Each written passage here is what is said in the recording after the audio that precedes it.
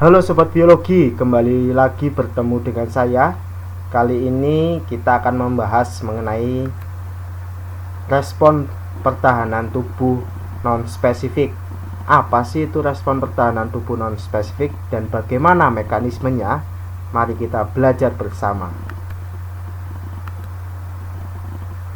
Yang dimaksud dari pertahanan tubuh non-spesifik itu sendiri adalah respon pertama terhadap patogen yang masuk ke dalam tubuh. Yang termasuk dalam patogen itu virus, bakteri, itu termasuk dalam patogen. Pertahanan tubuh non-spesifik ini berfungsi untuk melawan berbagai jenis infeksi yang umum terjadi tanpa melibatkan adanya proses seleksi dan memori terhadap jenis patogen tertentu.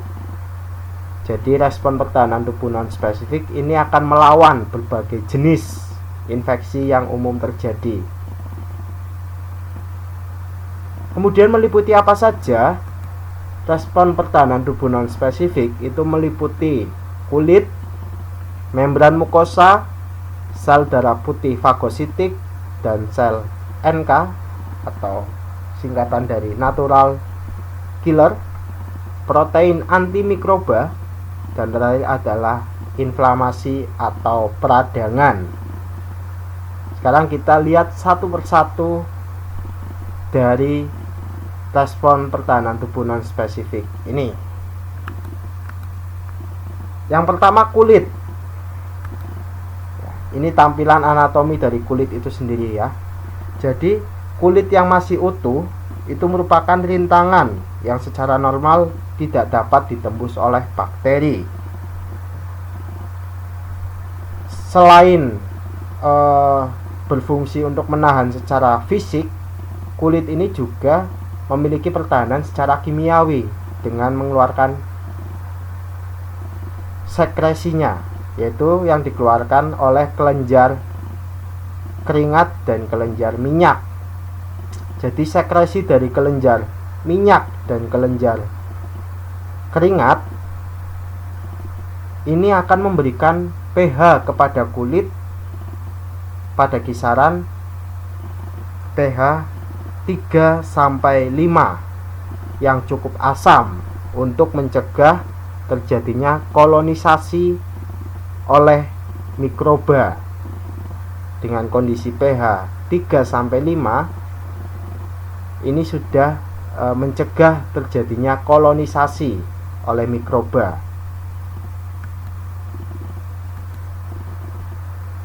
Kemudian yang kedua, membran mukosa. Membran mukosa ini menghasilkan mukus, yaitu lendir.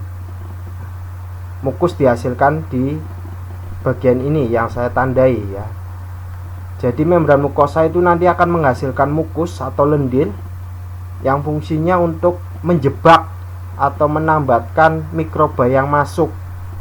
Nah, ketika mikroba yang masuk sudah terjebak ke dalam mukus, nanti akan dibantu oleh sel-sel berepitel silia ini akan dikeluarkan. Umumnya mukus ini terdapat pada saluran pernafasan ya. Ini bisa kalian perhatikan.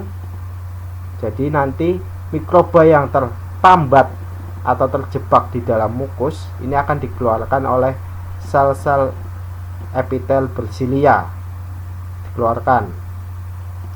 Tidak hanya mukus saja, pertahanan kimiawi selain tadi pada kulit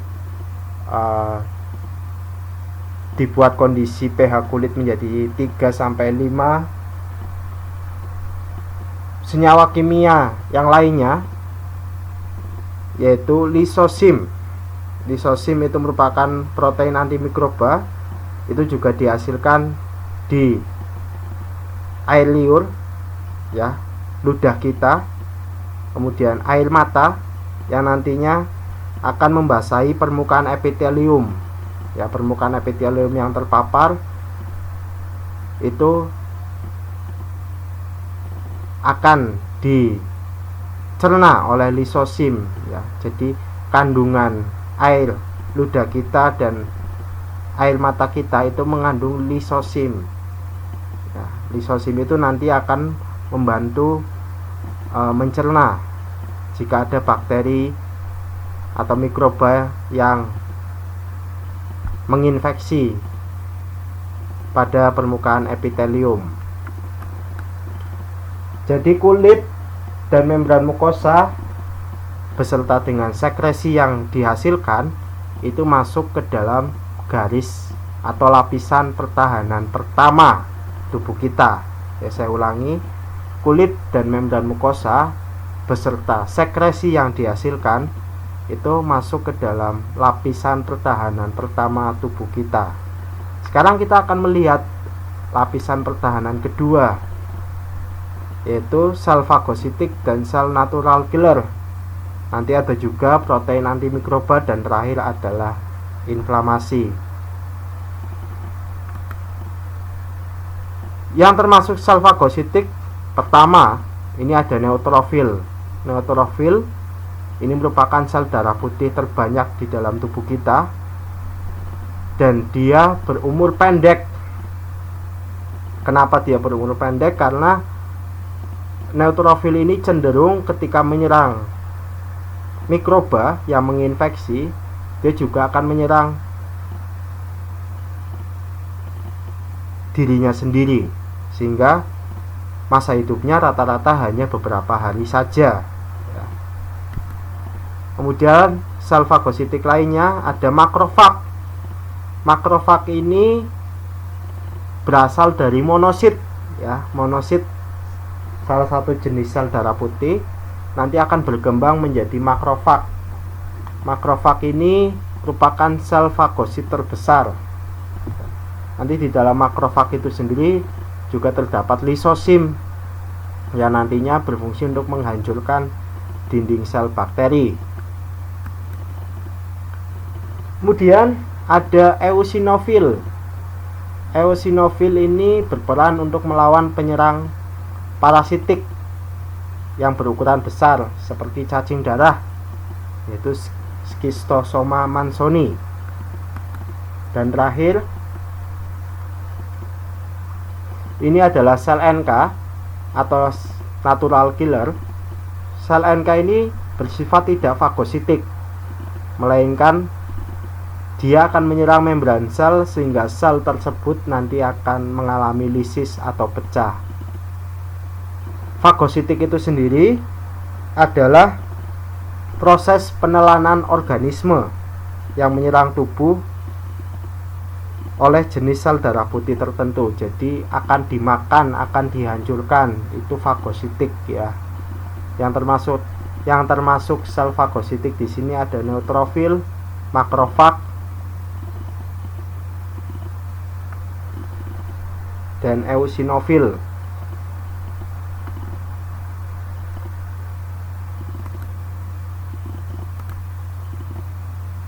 Nah, ini saya tampilkan gambar dari makrofag. Makrofag ini nanti akan menjulurkan kaki semunya ya, seperti ini kaki semu. Nanti kaki semu ini akan menambat, akan menempel pada permukaan bakteri. Ketika permukaan bakteri sudah tertangkap, nanti akan dimasukkan ke dalam, dan di dalam sini akan dihancurkan oleh lisosim ya, protein yang ada di dalam makrofag ini akan dihancurkan, akan dimakan.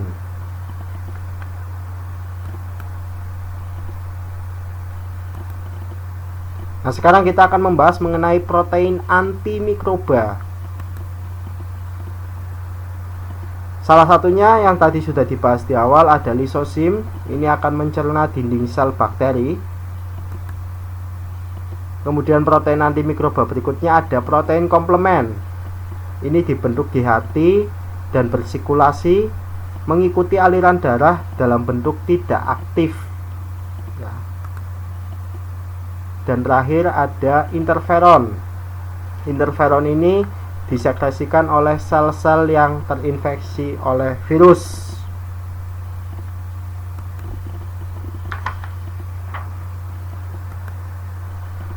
Nah, ini mekanisme dari kerja protein komplement. Jika kalian perhatikan, ketika ada bakteri yang masuk, protein komplement itu nanti akan membentuk lubang di dinding dan membran sel bakteri. Setelah memberi bentuk lubang, nanti kemudian cairan dan garam-garam akan masuk ke sel bakteri. Nah, dari situ nanti sel bakteri akan hancur. Nah, ketika sel bakteri sudah hancur, nanti sisanya akan diselesaikan oleh makrofag, dimakan.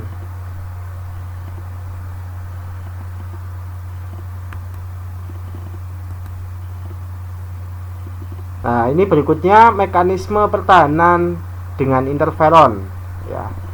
Tadi jika kalian perhatikan bahwa interferon ini merupakan senyawa kimia yang dihasilkan oleh sel yang telah terinfeksi oleh virus.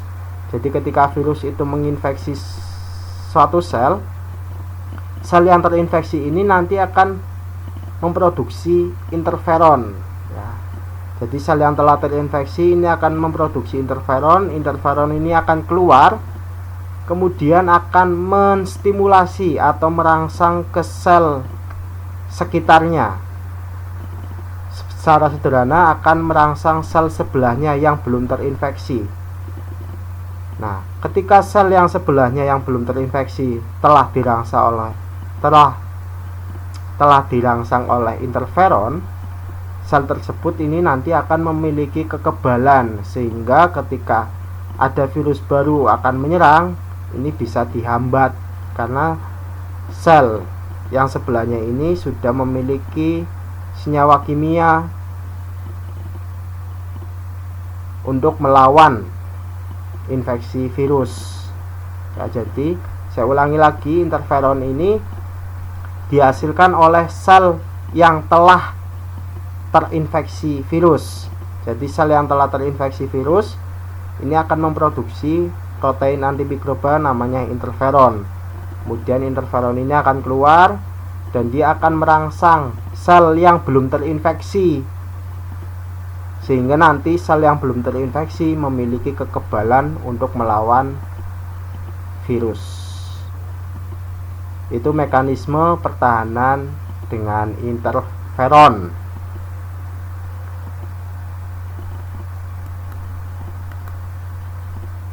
Dan terakhir, mekanisme inflamasi. Mekanisme inflamasi ini diawali ketika jaringan mengalami luka. Kemudian patogen nanti akan mampu melewati pertahanan tubuh untuk menginfeksi sel-sel tubuh.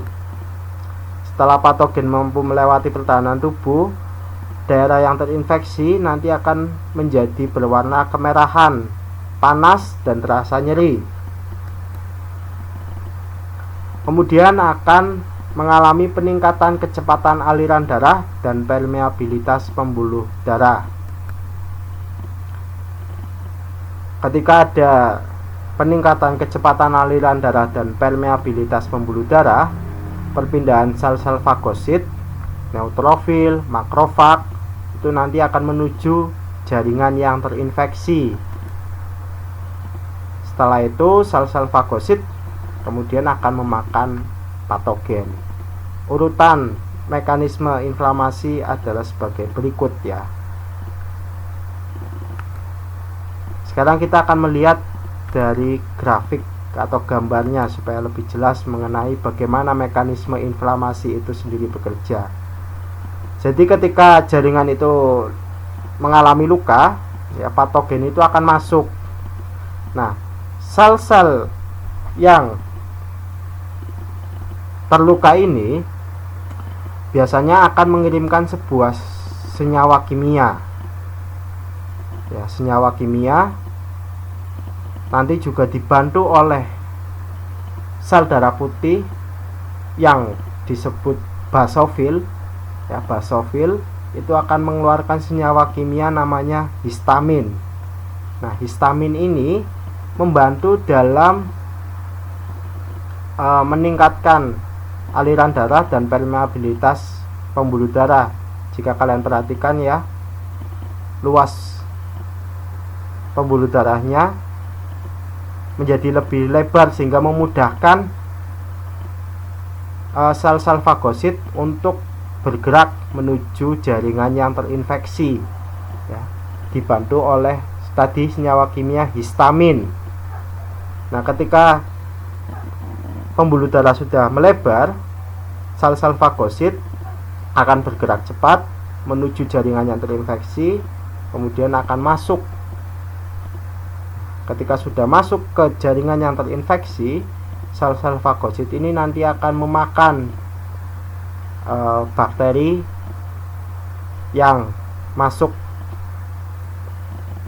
Ketika sudah dimakan, nanti biasanya umumnya akan terbentuk nanah. Jadi nanah itu merupakan salah satu dari proses fagosit, ya. Nah, nanti ketika sudah dimakan, dihancurkan,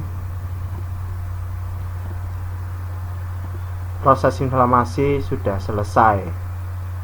Ya, jadi itu mengenai penjelasan respon tubuh non-spesifik. Jika ada pertanyaan mengenai respon tubuh non-spesifik, silakan bisa langsung ditanyakan di dalam kolom komentar. Untuk next pembahasan materi berikutnya, kita akan masuk ke respon tubuh spesifik. Terima kasih, selamat belajar, Tuhan memberkati.